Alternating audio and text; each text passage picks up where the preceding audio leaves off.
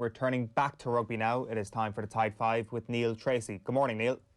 Morning, guys. How are you doing today? Good, thanks. So the conversation around Munster's performance at the weekend, I guess, has been typical in its negativity about how much Munster can do to actually get to Leinster's level over the next little while. But I think the analysis this morning focuses on how much Leinster managed to expose Munster's weakness and how that's down to the brilliance of Leinster as much as anything else. Yeah, to be honest, I never enjoy kind of talking about bad things you see on pitch or poor mistakes or things like that. I do want to actually generally highlight good attacking plays, good scrummaging, good line out work, things like that, and how you can expose a mistake rather than just kind of flagging a mistake for the sake of it. But yeah, I had held out on rewatching this match back until yesterday evening, and at times it was tough. I gotta say, it really was. When you see some of the stuff, particularly in the first half, the way Leinster just went about exposing Munster's narrow defence and constantly kind of sucking them in. I think they actually, Damien de Allende has been a brilliant player for Munster this season, but I think Leinster did such a good job at sucking him in on a consistent basis, with using Robbie Henshaw a lot of the time as a first receiver and letting Ross Byrne kind of maybe just hang out the back ever so slightly and create overlaps. And just in general, before we get onto it, I kind of thought it was interesting when I watched it back, particularly in the first half. I remember the notes I was taking down the whole way through it, and at the end of it, I we were talking about how uninventive Munster were with their attacking system and things like that, but in fairness, they did try to get the ball wide quite a bit in the opening half when they were in Leinster's half of Leinster's half of the pitch. They tried to get the ball out to Andrew Conway and out to Keith Earls as often and as regularly as they could. And look, there were a few mistakes when they did it. There was also the case of on four separate occasions when Munster had possession in Leinster territory. Obviously, Leinster gave away penalties. The two that Joey Carbery kicked, the one that he missed and the one that Conor Murray missed as well. Leinster actually did, they were committing a penalty on those four occasions quite soon after Munster got into their territory. So we didn't have the opportunity to see them go through phases and launch attacks. So I think that probably had something to do with why we were thinking, God, Munster they were so far away from actually threatening the Leinster line. But look, I've gone off on a tangent there. We will get in with these first few slides of, particularly in the first half, the work Leinster did to kind of draw Munster in and create overlaps on the outside. So the first picture we have here, picture 1A, I can tell Emma who's vision mixing this afternoon, because this is the complicated part where we have so many pictures and we want to make sure we're showing you the right one. So we've got Munster defence 1A. We can see on the left that is just a scrum, just 10 metres inside the Leinster half of the pitch. Early on in the game, you can see Leinster they're pretty much matching up number by number. 3 players on the open side for Leinster, 3 on the open side for Munster defending. You can see Damien de Allende marking up outside Ross Byrne. So is marking up outside Ross Byrne, Robbie Henshaw to Chris Farrell, and then you've got Andrew Conway opposite Rory O'Loughlin. Hugo Keenan then is standing just behind the scrum for Leinster with Joey Carbery sort of marking him. So I just wanted to kind of lay out the way that that play was looking before we get into it. So if we move on to our next picture, 1B, we can see that Luke McGrath has broken off the back of the scrum and has just played it out to Ross Byrne, who's running a hard line back inside towards Conor Murray. Now, Murray's doing what he should be doing here. He's just drifting out. He's kind of committing to Ross Byrne, who's coming back against the grain in towards him. And as we can see, Luke McGrath is kind of running that line back around the outside, either to take a pass from Ross Byrne or to just maybe dunk it if they want to crash up. Now, it's highly unlikely Ross Byrne is going to be crashing up in a situation like that. So if we move on to our next picture, which is 1C, this is the view we're getting from behind the goals, which is actually a lovely shot. So circled there in the black circle, you have Ross Byrne in possession of the ball for Leinster. That's when he's taking that hard line back against the grain in towards the Munster numbers. Conor Murray on the left is tracking across with that red arrow, and also inside the circle as well. That's Damien de Allende, who's been attracted to Ross Byrne and has followed him inside. Now, what's happened there is there are 2 players essentially coming towards Ross Byrne. You've got Conor Murray, who probably has enough room to be tracking him, and you also have Dale Ende. So there needs to be a communication there for one of them to also be tracking Luke McGrath around the outside. But what happens here is, as Ross Byrne passes the ball, Dale Ende kind of gets flat-footed because he stopped obviously in his tracks. He doesn't want to take a player out off the ball, and he wants to go back after Luke McGrath. But he kind of becomes a little bit flat-footed, and Luke McGrath gets a run on him. Conor Murray, on the other hand, if we look towards the next picture, what we can see is that, sorry, I'm hearing a bit of noise in my headphones there.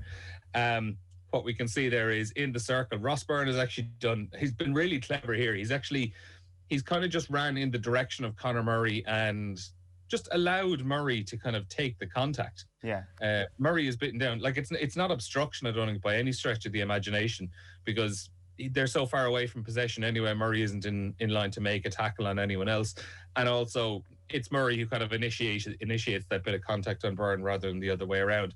But as we can see, because Dale Ende has become a little bit flat-footed, Luke McGrath is going to get a run on him on the outside, and then Chris Farrell, who is the last Munster defender out there on the right of our screen, he's going to have to come inside. He's going to have to be drawn in and sucked in to take on Luke McGrath to take on that ball. And the result of that, as we can see if we move on to 1E, is that by the time that pass is made from Luke McGrath, Chris Farrell has become sucked in. And look at the gap that's emerged there between Conor Murray and Chris Farrell. That's all down to the work that Ross Byrne did, just about slowing Conor Murray down, because by the time he's actually got around Ross Byrne and got up to kind of a full head of speed all over again, that's the amount of ground that's been lost between himself and Luke McGrath. Like, they were pretty much in line by the time that when Ross Byrne was initiating that contact. Damien Dale Ende, I know he's in between Farrell and Conor Murray, but he's not really in the picture. He's not really in line to kind of defend because he's moved up out of that line. So that essentially has just created an overlap. It went outside to Robbie Henshaw, and Henshaw fed the ball out to Rory O'Loughlin, and it led to a very, very promising Leinster attack. Further on in the attack then, if we move on to 2A, this is only about 30 seconds later when Leinster have moved down towards the 22, and again, you can just see the numbers that Munster have, defending narrow and getting sucked in. If we look at this picture here, even before we look at what the Leinster players are doing, let's look at the Munster players, starting from just above the scoreboard where we can see the legs of one player. We have 1, 2, 3, 4, 5, 6, 7, 8, 9, 10, 11, 12, 13 Munster players in that shot alone. Is this from open play, Neil? That's completely open play. What has happened there is, if we were to, this is coming from the scrum that we were just looking at. Right. So Leinster had made a break. They'd gone through a couple of phases and they'd sped things up. So this is open play. This is broken play. This is just reacting to what's in front of you. But like the Munster players, they got sucked in so much by good Leinster attack, because as we can see, this is Ross Byrne again. He's got Rhys Ruddock running a really, really hard line back against the grain in towards the Munster players. But also as well, you've got Hugo Keenan standing outside as the second receiver. And what's going to happen is, like, even just look at those players committed on Rhys Ruddock. You've got Conor Murray, Niall Scannell, Damien Dale Ende, and Joey Carberry as well. And if we move on to our next picture, we can see that as the ball gets popped out to Keenan, it goes out to Rory O'Loughlin. And all of a sudden then, that is 2-on-1. Rory O'Loughlin and Jordan Larmour up against Keith Earls. And I don't know if you remember, this is actually the opportunity that Leinster butchered, where the pass was a little bit too high for Jordan Larmour, and it was spilled out into touch. Having looked at it back, Rory O'Loughlin got a lot of blame for it at the time. I actually think that was really harsh, because when I was looking back at it last night, and even as you can see there, Larmour's probably way too flat with Rory O'Loughlin. He's almost in line with him at that stage, and that's quite a few yards before the pass is even made. I think O'Loughlin actually tried to pass the ball backwards, and that's why Jordan Larmour was reaching back over his head a little bit. So with hindsight, I think Rory O'Loughlin got a bit too much criticism for that move. But it was excellent work by Leinster in the build-up to actually just create that space. God, it's unbelievably stark when he painted in that picture. I didn't even notice it at the time looking at the replays, how compact that Munster defence was. How much of a pass do you give Munster for that? Like, given the quality and the planning of that Leinster attack to get sucked in there, is it just going to happen every so often when you're trying to ensure that there isn't a break up right through the middle of your defence? Yeah, I think it's something that is going to happen, and it's good work from Leinster that they spotted that that's what Munster are doing, and they use Robbie Henshaw a lot, as we're going to see in this next picture as well. If we go to 3A, they use Robbie Henshaw so often in the first half as a first receiver. To run those lines that Damien de Allende, and for the most part he wasn't even taking the ball into contact, he was just popping it out, because I think they probably spotted that with the return of Joey Carbery, de Allende was probably getting in a little bit closer to Carbery. He was probably there to kind of offer him a bit more protection from what they probably might have expected were going to be a lot of hard runs and hard carries by the likes of Robbie Henshaw. But in the end, they just kind of use Henshaw as a distributor. So if we have this picture 3A here, we can see it's just it is, I think it's a line that's come to an end, or a bit of a messy ruck there. And as we can see, we've got Joey Carbery and de Allende both circled in yellow, and pretty much they're just pushing up as they normally would. If we go on to our next picture, we can see that this is the point of contact. Luke McGrath has found Robbie Henshaw, who's out at first receiver as well. And as we can see, Carbery and de Allende shooting right up onto Henshaw, targeting him. And then if we go to our next clip, we can see that Henshaw's basically just popped it out. It's taken out, popped it to Ross Byrne, who's found Rory O'Loughlin, which has taken out Carbery and de Allende all over again.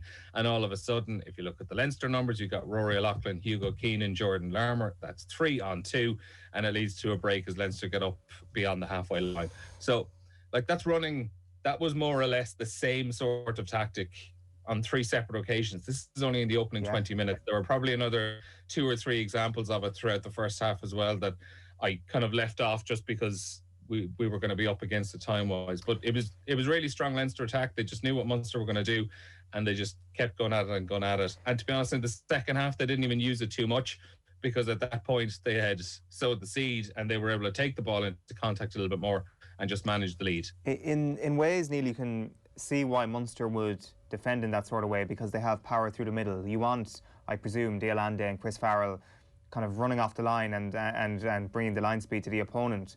But when you look at it like that, does JP Ferreira need to rethink that approach entirely? Is it that damning? I don't think it's that damning. I think Leinster exploited it rather than Munster made a mess of it, if you know what I mean. Yeah. And I think, like, when you have a centre partnership, as you were saying there with the size they have, when you have Damien de Allende and Chris Farrell in the centre, like, you want to use the physicality and the power they have, particularly in defence. And I say it as well, like I said it right at the start of this, Damien de Allende has been a brilliant signing this season. He had a bit of an off day, I think, in the final. He has been a brilliant signing this season. So make no mistake about that. This isn't highlighting de Allende being a poor defender or anything. He's a class defender, and he has been all season. But I think Leinster just maybe used. I think Munster were probably targeting Ross Byrne, or had plans to be targeting Ross Byrne a little bit more, and Leinster just kept the ball out of his hands a bit. Let's get on to the Leinster scrum, because I don't want to get caught on time on this. So what have you got? Yeah, so I've been talking about backs for 10 minutes now. I needed to throw in a couple of scrums just to keep me happy. Come on, lads. But see, this is actually it's just 2 scrums in particular at the early stages of the second half. One of them, which kind of led up pretty much to the only Leinster try of the game for Jack Conan, and on each of those occasions, it was Cian Healy up against John Ryan for the first one, and then for the second one, it was Ed Byrne up against Stephen Archer from Munster. And on both of these occasions, it was Cian Healy and Ed Byrne absolutely taking apart the Munster front row. And I just wanted to point out a couple of interesting things on it as well. So the first one, 1A, we can see all I have here circled is the foot of Cian Healy. So it's going to make sense in the next slide in a couple of seconds. But what I want to explain is that what Cian Healy is doing here, he's actually brought his left foot out. He's brought it forward and out a little bit. This is just after the engage and as the ball is fed. And what he's doing here is he's actually trying to just kind of widen the channel for that ball to come in. So Luke McGrath will be feeding that ball under the body of Cian Healy, be hooked by whoever was in hooker at the time. I think Ronan Keller was still on the pitch. And what Cian Healy has done with his legs there, he has basically widened the legs so the channel for the ball to come through has been widened a little bit more. If you can see where his foot is down, it's just on the edge of the P. So if we mark it off the paint, it's on the edge of the P for pro. And then if we move on to the next clip, we can see this is just after he puts his foot back to its natural position. It's all the way back. You're probably talking the guts of a metre. If you look back, it's all the way back on the oar there. So that was just one little small thing I found interesting. But what we are going to look at is the body positions of both Healy and Stephen Archer. So Healy with the red lines here, this is just marking out his back to his upper legs and lower legs. So back straight to the ground, parallel to the ground. Small little angle just above 90 degrees at the hips, and as you can see, a nice wider angle then at the knees. But what you can see from the only difference really in the angle between Stephen Archer and Cian Healy is there at the knees. So you can see Stephen Archer's shins are way more parallel to the ground, way more closer as flat to the ground than Cian Healy's would be. So what he's doing there is he's already probably under a little bit of pressure, and he's having to put his feet a little bit further behind his body. So he's having to kind of just extend out a little bit more. It means he doesn't have as much power in him to drive through Healy, and Healy is taking advantage of that as we move to the next one. You can just about see, this is this is John Ryan, I should say. I might have said Archer a couple of times already. This is John Ryan. This is the start, just as he's getting turned inside. You can see that body starting to point out towards the touchline. And then we move on to 1D. This is him. He's in all sorts of trouble here. He's actually pointing directly down towards the touchline, even gone beyond 90 degrees. And as you can see, like, that is Gavin Coombs, Gavin Coombs, who's actually like driving straight as he normally would be. Like, he's perpendicular to the man he's driving. Leinster get a penalty off that. They kick it down into the corner, and a few minutes later they win. They score their opening try of the game. And this is another one we just want to look at. This is, again, early stages of the second half. Ed Byrne has just come onto the pitch, as has Stephen Archer. So this is their first scrum together. We can see Ed Byrne, good angle at the hips and at the knees as well. But as we can see again, this is Archer. He's overextended at those legs. The legs are, he's almost trying to lock out those legs already because he's coming under a little bit of pressure. He's just locking them out. Like, he's not pushing, but he's just kind of trying to hold his spot as hard as he can. If we go on to our next clip, that has led to him being off balance. The knee hits the ground, as we can see, circle there. And at that stage, it's just everyone drops to the ground. So that led to a Leinster penalty. They ended up missing the penalty, but look, it was a huge opportunity for them. And it just shows the power that a good scrum can have. Yeah, that was a ball game, really, or at least a huge contributing factor on Saturday. Very quickly, Neil, before we let you go, Jason Jenkins, you happy with that signing?